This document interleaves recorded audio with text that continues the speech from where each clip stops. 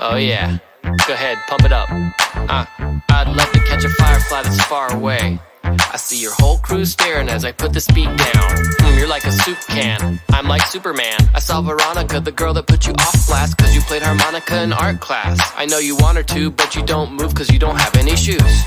You touch a pom-pom, I touch an A-bomb. Aw yeah. 20 nights in the ice is a long time when there's hostels on the hill. It's not about what they want, you just gotta walk your walk.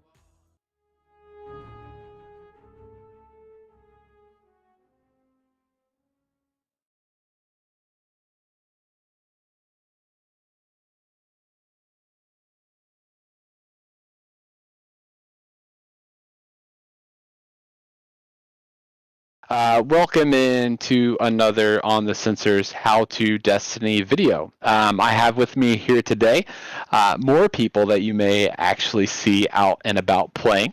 We have here Beacon Fire, if you can go ahead and give us a wave. El Rathion. Oh yeah, he does have the Joker shirt. It is serious. El Rathion, we have him as well.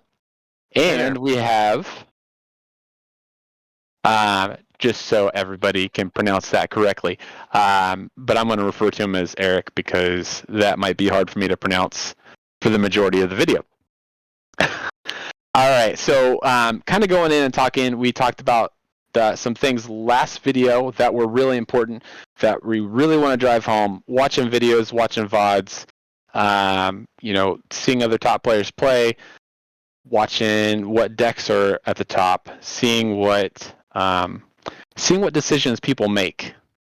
That could be something as simple as deck building, or that can be something as simple as when to resolve a die or going in there. And that's one of those things that I'm not gonna stress enough, like watching the Artificery matches. Lanza has a stream, Gandork has a stream. There's about 1 million people that stream this game, and I don't know if you guys have any thoughts on that, anything that you want to chime in. I mean, I love watching the Artificery streams. I mean, partly because the people that are there have, played a deck already for a month. Recently we've been forced to use a lot of different decks, but before it was like somebody had used a deck for a long time. So these people had, tuned their deck a bit. So you got to see some meta decks that somebody were comfortable with. And then being there and watching the game with a whole bunch of commentating people, because even the people in the comments would say, hey, I suggest to do this or this. And sometimes that would be like, oh, I didn't even think about that type of action to take here or something, right? And so just having those ideas while that's happening, I think is really interesting. And then the other side of it is if you're on one of the videos and then you go back and watch it, it is so painful sometimes because no matter how good you think you play, you don't play perfectly. And on reflection, and when you're looking at it from a third person point of view, you will find things that you could have done better, or at least said, why didn't I not even consider that? Because you'll be like, hey, this is the obvious move or something, but there's probably some other lines of play that you could have at least thought of.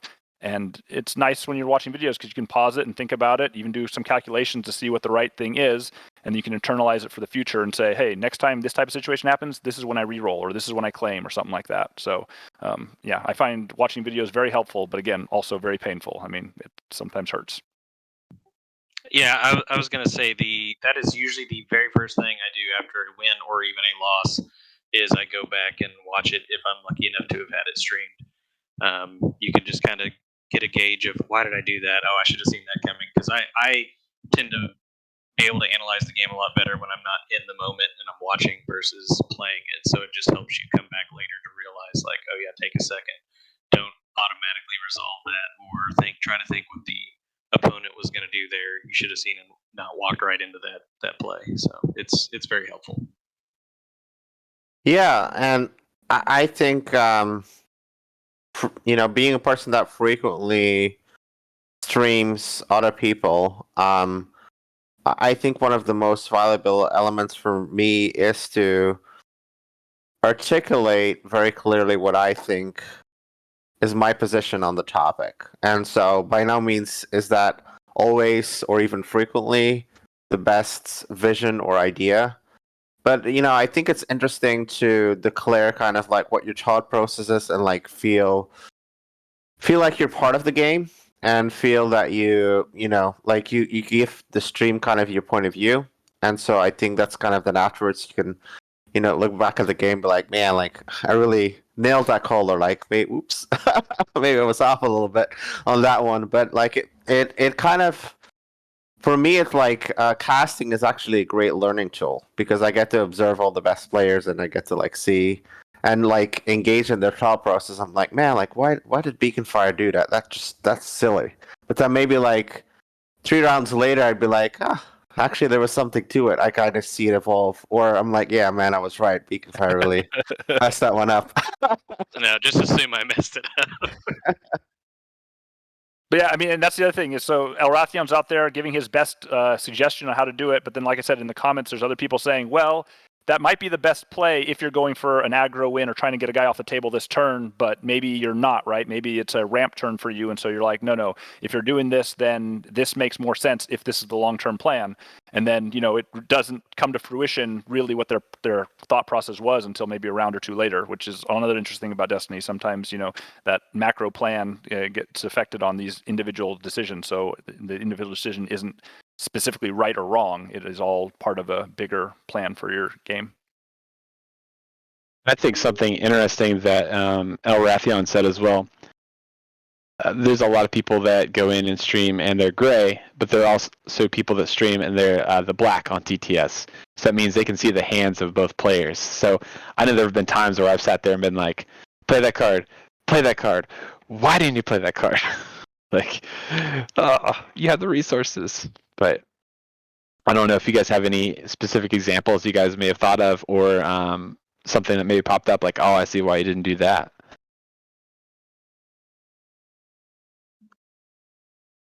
Oh man, there's been plenty, but I cannot think of one off the top of my head because that's what's great about Destiny is I think, maybe not every game, but sometimes multiple games, but a lot of times there are decisions that are not cut and dry. Like they are close enough to 60-40 or 50-50 or 33-33-33 if there's 3 different decisions and stuff like that.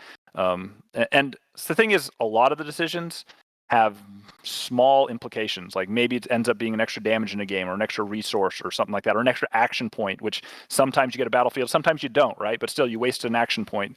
And so sometimes, you make the wrong decision, it doesn't matter. It's a pretty forgiving game a lot of times. And other times it's huge. Like it's the difference between that 1 damage that kills a guy or doesn't kill a guy or something like that, right? And so,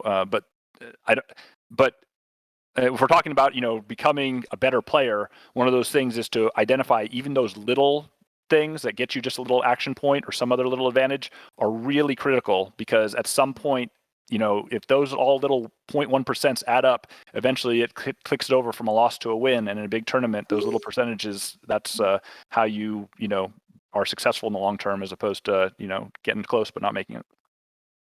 Eric touches on like 2 important points for me. One kind of harkens back to Elrathion, the coach, when there was a coaching tier with Artificery, and I would have a lot of different Padawans under my tutelage, if you will. And one of my favorite things to do was to show people the implication of one decision point or one action and how it cascades down over time.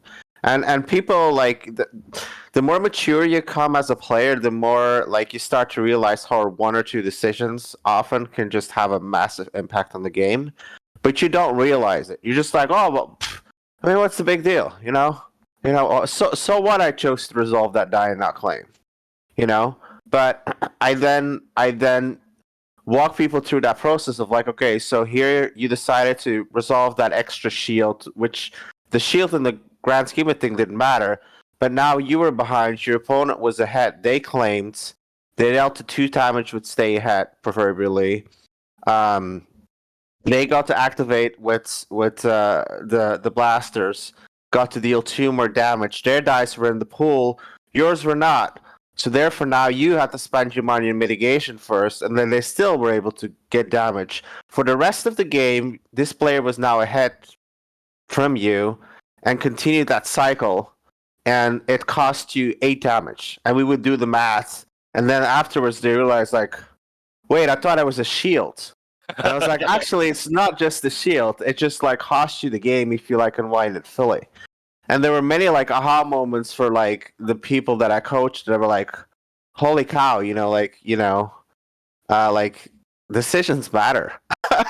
Yeah, not always. But the second point you also said like so well, Eric, which is even if it didn't wind up mattering, like you still owe it to yourself to take the best possible course of action, even if the outcome remains the same.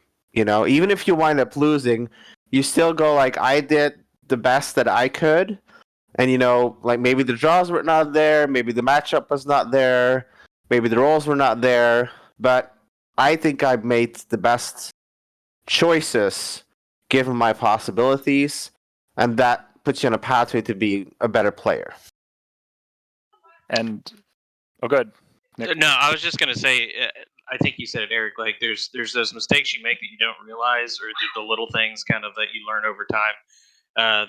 The main thing is learning from the big ones. I was thinking back to our Artificery top cut match, Eric. It was Raylo versus Forlom, and I had a kill on Kylo, and he had rolled out and he had like a resource and a damage, and I was like, oh, okay, he's dead. He can't protect himself. And so I took the time to play a bounty, and then Derek took the dollar, and instead of killing him, I played a bounty, and then all of a sudden Eric throws down the gives the shield, and I can't remember that Polarity. Polarity, and then all of a sudden, and then he forsakens a die or something immediately, and then all of a sudden I can't kill Kylo, and I lose the match because of it. So you have to learn from some of those big mistakes, and make sure I will always kill a character when given the opportunity, because you may think you have it in the bag, and if you don't follow up on that, you could lose the whole best of 3. And yet probably there's like 5% of the time when you shouldn't kill the character, right? Like there's some reason not to do it, right?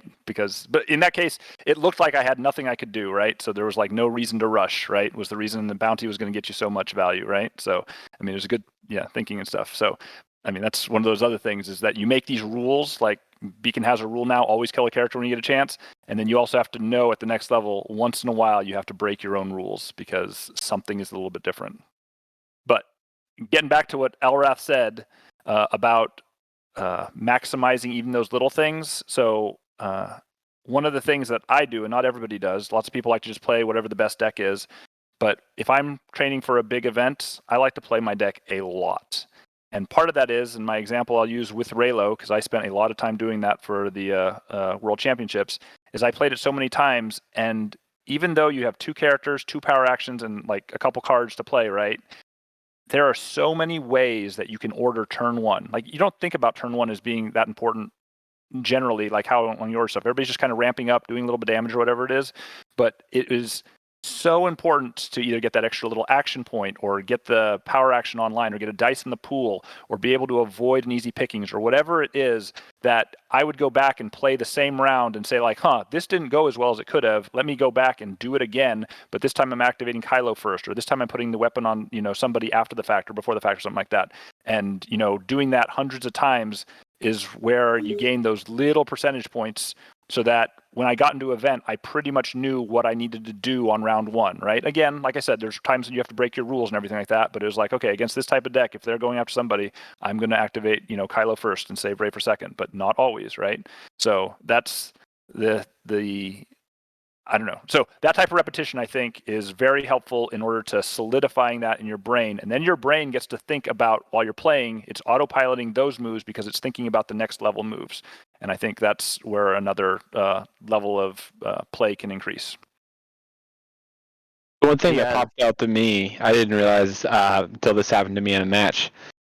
Moff and Gryndon can play, so this goes back to having these examples of just going through, and he just ate some stuff, and I know he could have played around it. Had someone play the Gideon Gryndon deck against me, that one that Turkey is famous for, and they had a Blizzard 1 in there.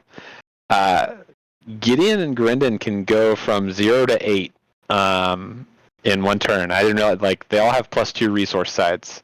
And Blizzard 1 can come out immediately. So just even having, thinking like, I had disrupts and I just kept rerolling for damage. And that was one thing. It was like, I got him to like 1, but then he got out Blizzard 1 and just wiped the board with me.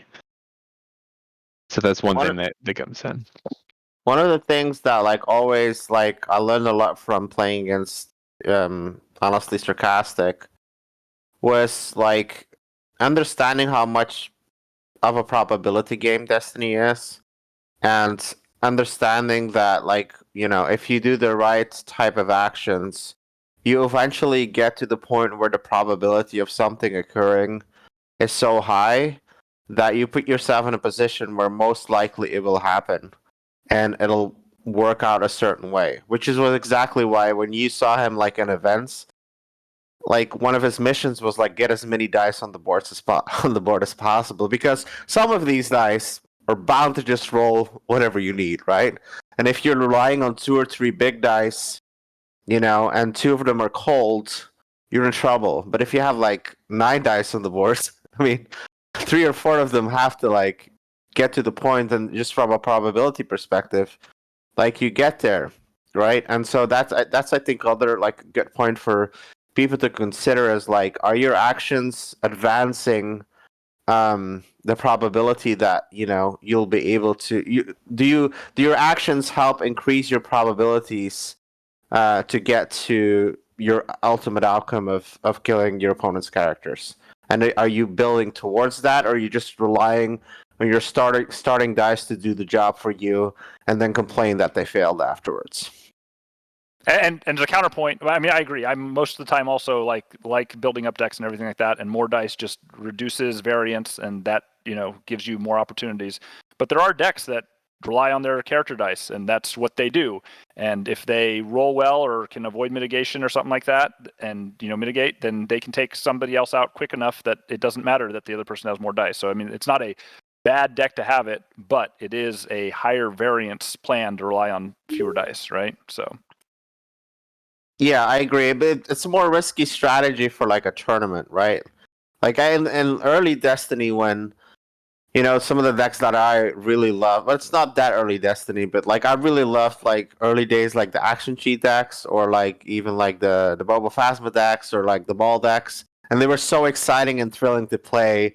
But then there were always a couple of games where it's like, man, I just, you know, there's nothing happening. My dice are just not cooperating. But because like the gameplay was very linear, and there was like, I was only like producing a set number of probabilities and opportunities, and I knew that like 1 or 2 games it's probably going to go south, but maybe I have this tournament where it doesn't go south, and it just like it just happens, and it just win everything, right? But that's like, you know, it's great and thrilling and exciting to play, but it's also kind of like, well, you know, you could also be that person that the probability goes the other way, and maybe, you know, you just have a cold day, and then you if you're a very skilled person and you take a deck like that just heavily relies on it going well, you know, you put yourself in a much riskier position, because you're that much more reliant on the probability than if you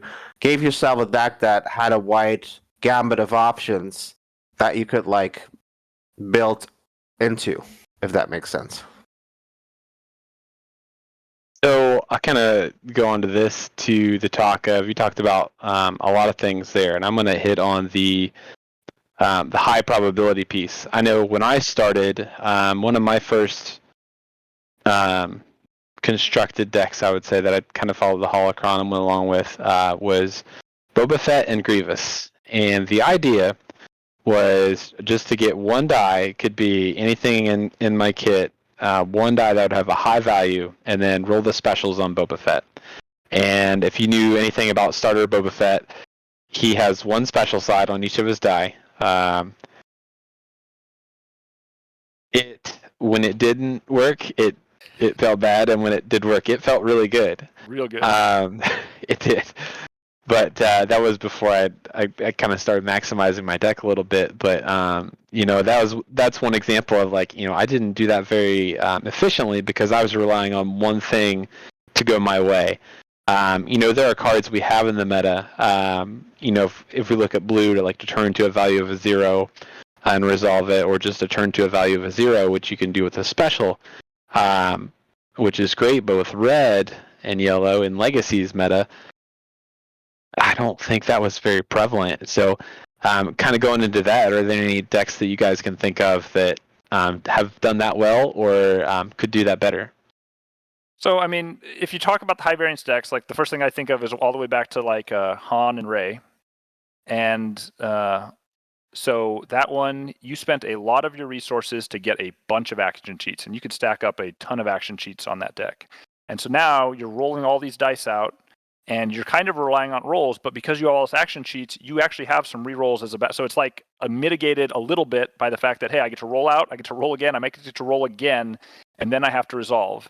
And when it hits, you're like just offing a character, and there's nothing they can do. So it's the same type of thing where it needs to go right for you, but you've given yourself less variance because of those rerolls, right? So it's still, I mean,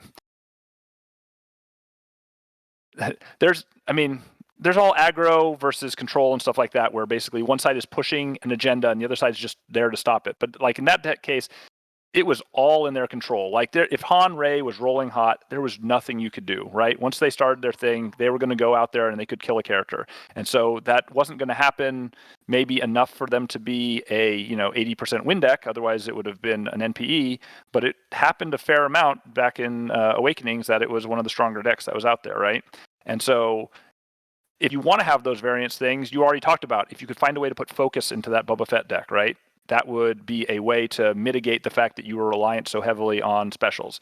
Now, you also probably need a way to protect those dice, in certain metas, like if there's a control deck that's just going to remove your special dice or the big dice, whatever it needs to do, right? That's another weakness that you would have, but maybe you don't face that in your meta or something like that. So, those decks exist, they're exciting, and then the question is, the decks that are exciting and good have redundancy somehow built into them. Like, I guess another good example is like the Drayden Voss deck, right? I mean, that thing is so random seemingly, but it top 4 to the Vegas Open and stuff like that, and that's because yes, it was reliant on it, but it had so many ways with what's her name? Not Pyre. Price? Was that Renda Price? Yeah, Price. Yep. So Price, that she could spin to those specials and stuff. So it was doing it had to do that one thing. It really had to get those specials off, but it was so good at doing it that unless they, were specifically targeted against it, it normally could get that ball rolling. And then now you've got all these big things out there.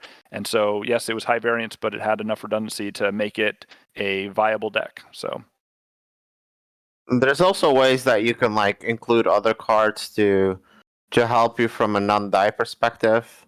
As a Boba player myself back in the day, I'd be a big fan of Scorched Earth and of things like Probe, etc.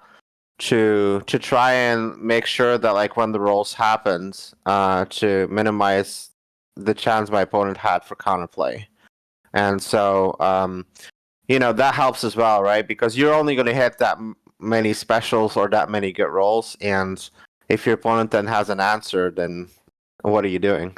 Or you might like 3/4 get there, but if you know that the meta is a Palpatine rich meta, or it's a deck that likes to like put 3 upgrades on a character and roll out, well, that's 5 damage, and maybe that's enough to like end the game right there. Even if you're also not cooperating, you only need a couple of those cards to make the difference. Yeah, I was gonna say, like in my Forlom deck that I was playing, I played the bounty version of it, and 2 of the includes I made at the end, and they ended up being cards I would really try hard to get at the beginning, was Senate Chamber and Dooku Solar Sailor, because while I did want to deal out damage to get those bounties to go off, the focus and the resource and the draw too were just so huge that I didn't necessarily want to drop down, a gun or anything. I'd much rather drop down the Senate Chamber or the Solar Sailor if I could. So you guys have talked a little bit about making the dice consistent, working with them, being able to focus them. You guys have talked a lot about turn 1 resources. Let's talk about end of the round, possibly, what might be important for you. And that's the thing with the battlefield. So when do you guys want to claim? When do you guys want to take it early? When do you hold out to maybe see if you can get a few more punches in? So I'll take this one first.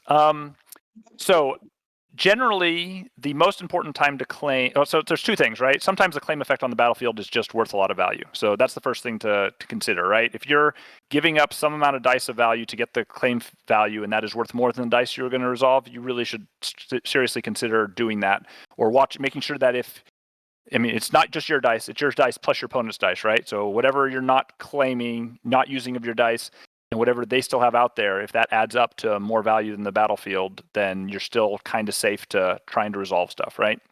But the really important part of its claim is when somebody is at low life, because getting that first action the next round, you're probably rolling in whatever your big dice are, maybe not so much on support decks, but definitely on character decks, that you get those dice in the thing, and now you're pushing the advantage, kind of like Elrathian was talking about earlier about this snowballing.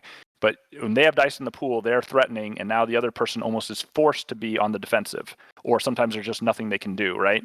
And being on the defensive sucks, right? You're using your money not to build your board or not to do damage. You're doing it just to mitigate, which early in the game is horrible, right? You want to be spending your money to build board in general. And later in the game it's fine, but again, you have to be able to have the right answers.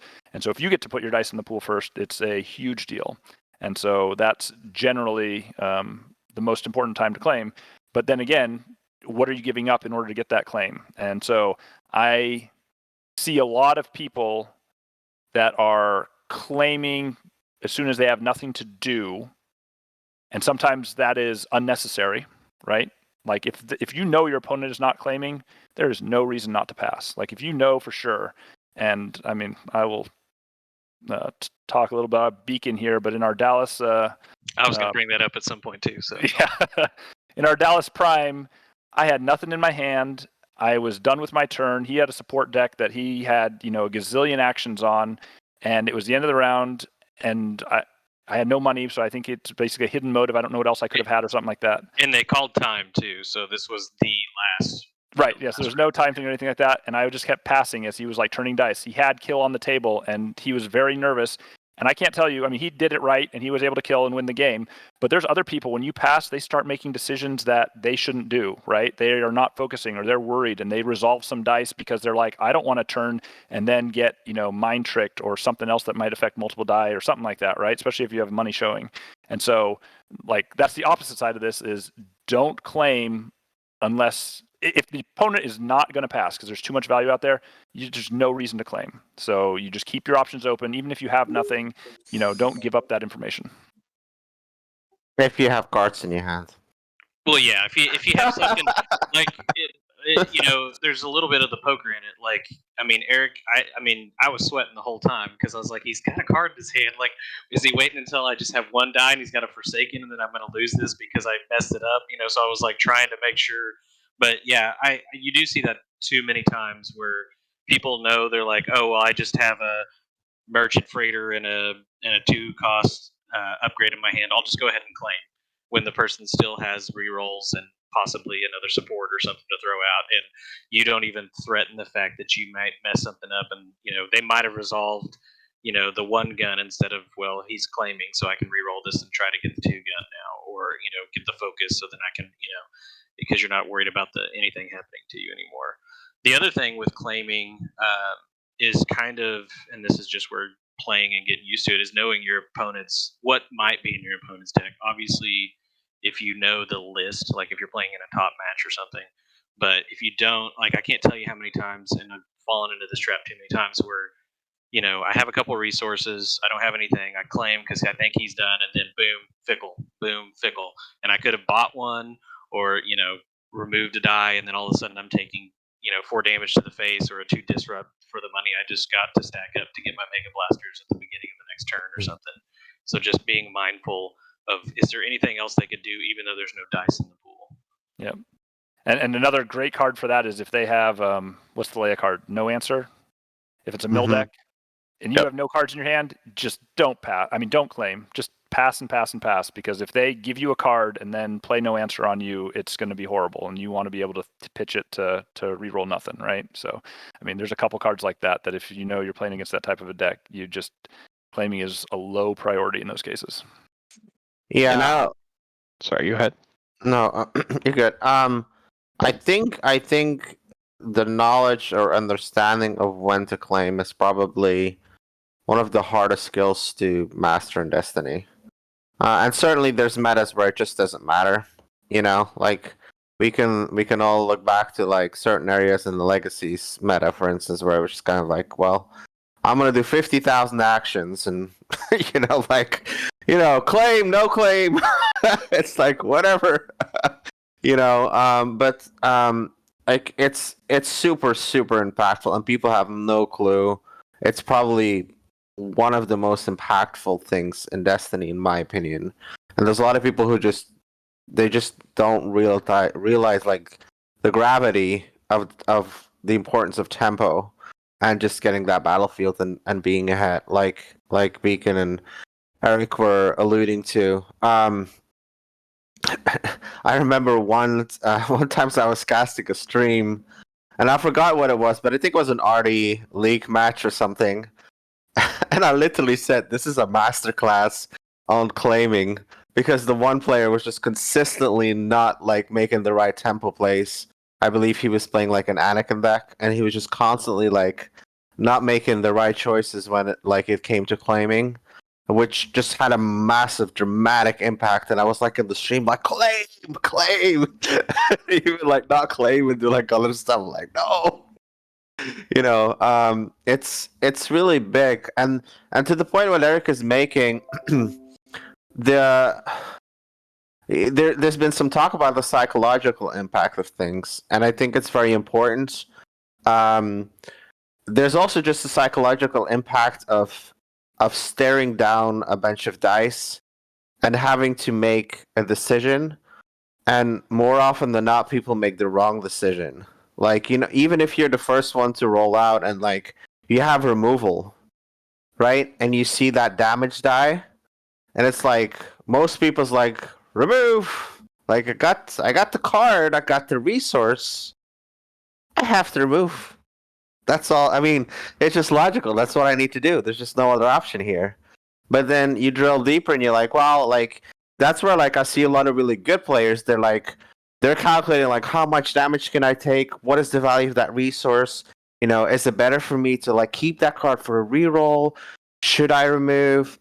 Should I opt to play an upgrade or a support instead? How is that going to cascade 3-4 turns down the line in my round? And other people are just like, remove. And if you have the tempo, you're forcing like that choice to your opponent earlier. And I've frequently seen it where people, when presented with that choice, they make the wrong choice because you were the one that was ahead, and then that just keeps on cascading down the line to a bigger and bigger advantage for you. Yeah, and so the other thing I would say on claiming is not something you should think about when there's 2 or 3 more actions left in the round. Claiming is something you think about when the round starts. And I say this as probably one of the people that just dumps dice and waits to resolve them and waits to re-roll and get full value out of my dice. And there's a lot of turns where I am not claiming. So, I try and get full value and I'm like, hey, claiming's not worth it or whatever like this. But if I say, hey, this is a round where I need to claim, I've got to start thinking about that at the beginning so that I'm either not using my removal like Elrathian says, or maybe normally I would roll out one guy, resolve some dice because I'm afraid of mitigation, and then roll out the other guy. But here I'm like, no, I want to roll out both so I can get all my resources resolved at one time or all my melee resolved at one time so that I get that one other action, because I know I'm not going to leave a couple dice this round, but I need to claim by the end of this round. And so I have to be very cognizant of each and every action that I want to use, right? And so, and again, there are times when it does not matter. So that's the other thing is, there are times when, I love putting all my dice out there and taking my time and re-rolling for max. That's the other side of this is if you don't care about the claim, think really hard about why you're resolving any dice early. Because a lot of times people resolve a damage side that's out there, a 2 melee side, and sure, it gets flanked or something like that, but if you don't resolve it now, later on you're going to re-roll into more 2 damages and they're going to flank that anyway. So there's no reason to resolve it right now unless you're really worried about multi-die removal. And it's just better in general to re-roll, and at the end resolve everything, because then you have everything that's matched up so you can get maximum value from your dice.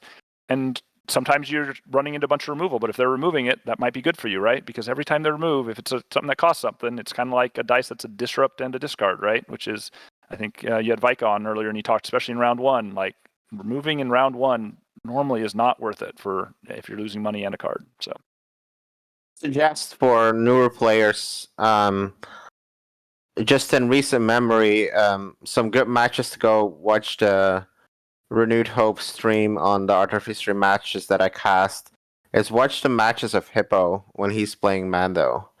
Like it'll for like really beginner players or even like semi competitive players, it might blow your mind. Like Hippo's like 3 dice left, claim.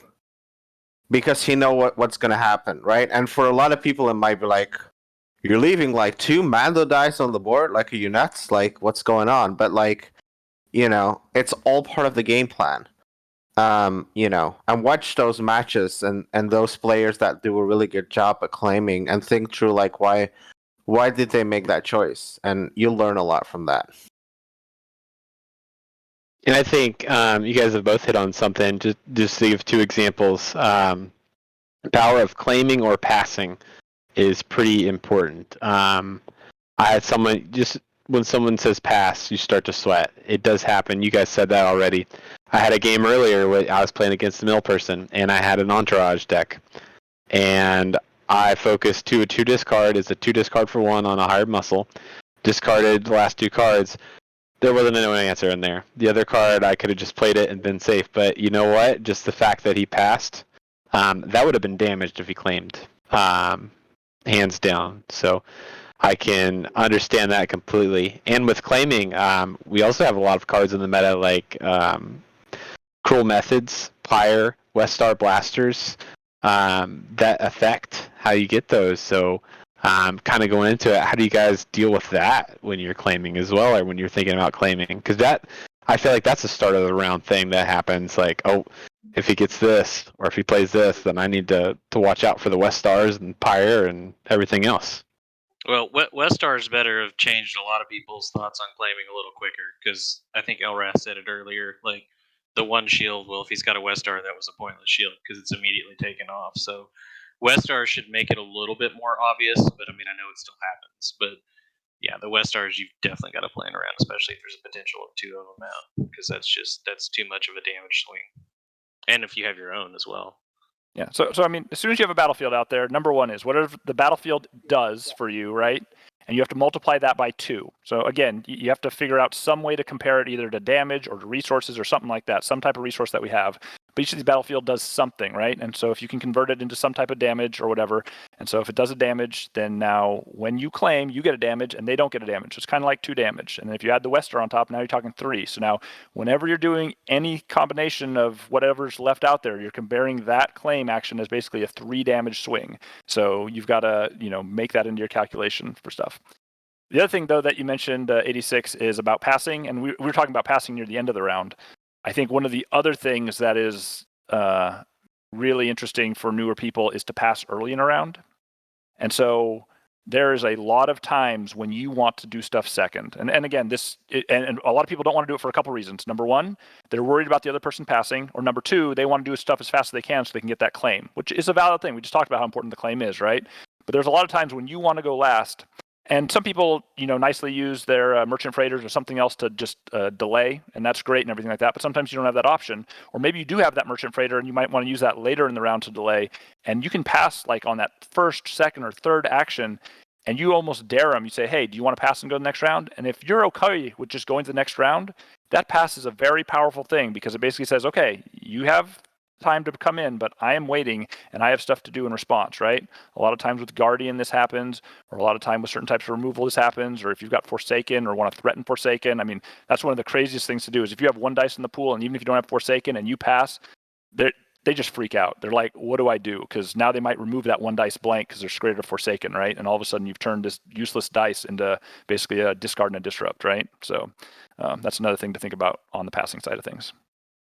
Yeah, and I can recall several times where just completely messed up my opponents in early rounds. The first thing is like, if you're cognizant of kind of your ramp curve compared to your opponent's ramp curve, and there's decks that like start strong and then they stay at the power level, and there's decks that start weak and then they just like ramp at power level, and there's like decks that are in between.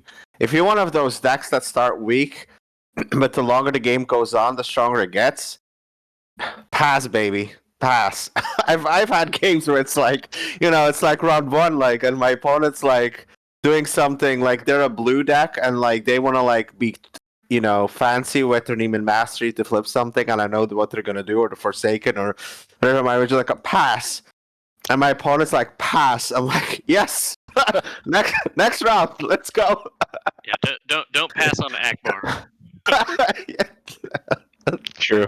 Good advice. I've had that happen with I remember Saul when he was big in the meta with Faltering Allegiances, and just like fishing for reversal or something to remove his die. Like the other guy was looking for an instigate, or he'd think I have it if I could fake out and like keep my resources there and not play something. And he'd be like pass, and I'd be like pass, and I'd just scoop around and hope I'd get something.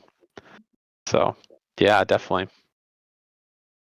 I'm going to kind of wrap it up here. I think you guys have all brought in some good things to talk about, and I thank you for being on here. Wrapping it up, is there anything that you feel like for someone who's learning or aspiring to get better, anything you want to say? So I just wanted to say one thing that I think new people should actually try. Play your deck with no removal or just removal that costs 0 and see what happens. Like, my prime list had 6 removal cards, all cost 0. I didn't spend anything on removal. My Witches deck only has Forsaken. Like, I just try it. See, you might be shocked. Not removing dice early can change your mindset of how you play. I'll say, go ahead. Honestly, related to that, when I'm testing a deck, like if I'm brewing and coming up with a new deck, I just remove all the removal because I want to see what my deck does, right? Because I want to see the best thing that my deck can do and see it as a proactive deck and see what it does. And then, after I say, oh, this actually works or seems to work, okay, now I'm playing against real decks and yeah, I'm dying too quickly, so now I've got to start cutting things or something like that. But if the deck doesn't work without removal, if you're trying to do your game plan and it's not really clicking and stuff like that, then, the deck probably doesn't have anywhere to go. So that's like the first place to go. And then you can start, making those cuts and stuff. And sometimes the deck needs 26 cards to be not removal, right, to work, in which case maybe you can find a way to, make that type of deck work. But I like starting at that place. For me, and this might sound discouraging, and you guys might completely disagree with me, but this is kind of my hot take, that I think when it comes to Destiny, deck building and deck choice compared to the meta is probably 60% of your victory. And you can optimize your skill all you want, but like if you bring a bad deck, good luck. Like, to me, it all starts with like, you look at lists of like why is Vika frequently successful, right? You look at these lists and it's like, it always has the right recipes for success in it, to where like the probability of drawing the right cards, there's enough of the right cards in there to where it's probably going to be drawn and it's probably going to be played, right? And then you just have to execute on the right plays.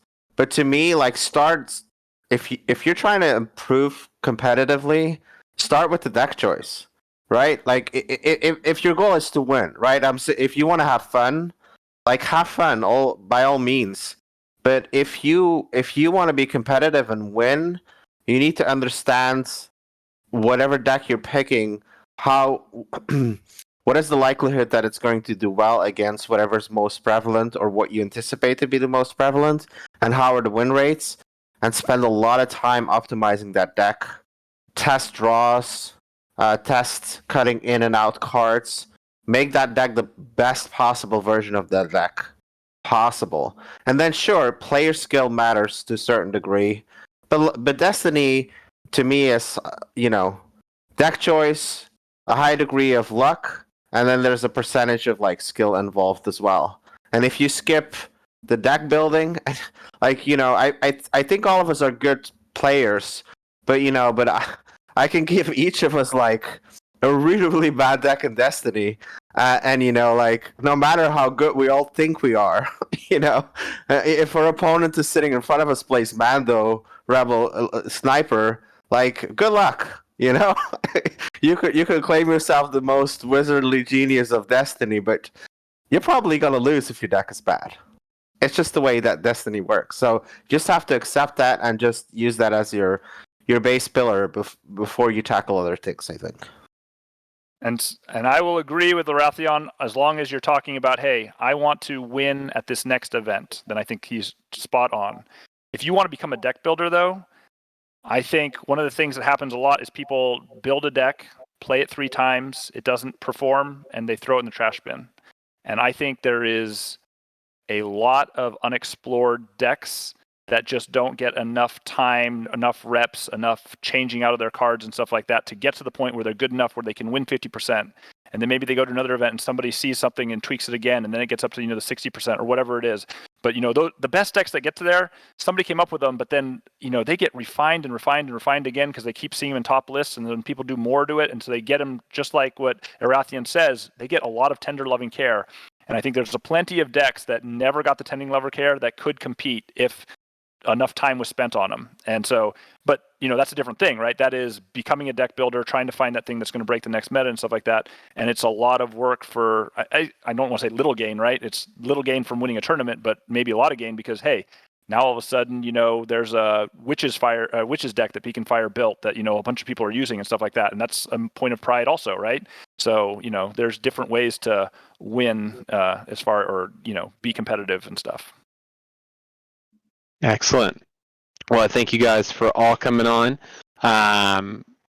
That's going to be the end for the day. So give these guys a shout out if you see them. I'm sure that if you ask them any questions, they will also be glad to help you out. I'm sorry if I'm speaking for anyone that wants to say no. You can shake your head no on that. But thank you guys very much for coming on, and we'll see you guys later on the Censors. I'm just going to say, Nick, you're wrong. Of course, always. You're all wrong.